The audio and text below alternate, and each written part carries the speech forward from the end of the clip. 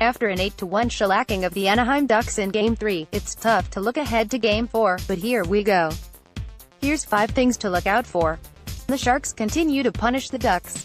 I'm not talking about hits, that's the Ducks' territory, and I think it's safe to say that the current game plan is working perfectly. What I'm talking about is where it counts, on the scoreboard. The Ducks dished out hit after dirty hit in Game 3 and the Sharks dished out goal after power play goal. It was a humiliating loss for the Ducks and the best punishment possible for a team that was playing over the edge.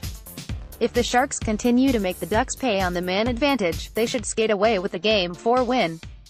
The brick wall that is Martin Jones. This one isn't in the form of a question only because there's no question about Martin Jones' play of late.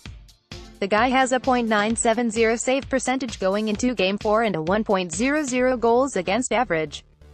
Aside from a shutout, it's tough to imagine him doing any better than he is in this series.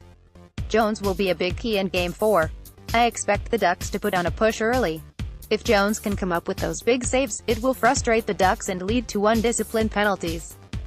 Can the Sharks take a lead into the second period? The Ducks are playing like a fragile team that could go off the rails at any moment. The leadership, Ryan Getzlaf and Corey Perry, seem to be leading the charge in that regard. The pair have shown a lack of discipline in this series and it's been allowed to pervade throughout the lineup. When that happens, the Ducks fall apart. They make passes that don't connect and slash and cross-check the Sharks at inopportune moments. If the Sharks take a 2-0 lead or greater into the second period, I wouldn't be surprised to see the Ducks roll over and let San Jose have the series. It's often said, there's too much pride in that locker room, when talking about a team that's down in a playoff series, but I get the sense the pride has seeped out of the Ducks locker room.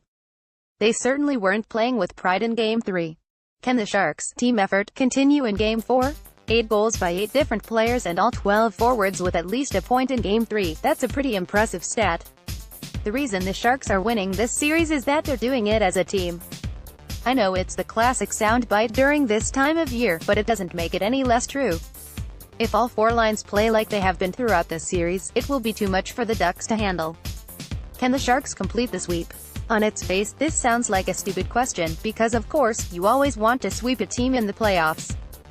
However, the Vegas Golden Knights just finished their sweep of the Los Angeles Kings last night. That means tonight the Knights will be sitting at home with ice on their bumps and bruises, elevating their tired legs, and watching the Ducks and Sharks dish out bumps and bruises of their own. A sweep means the boys in teal are just as rested as the Golden Knights, instead of flying to Anaheim to grind this out again in 2 days. If you watched the Kings-Knights series, then you know the Knights played fast and they played hard.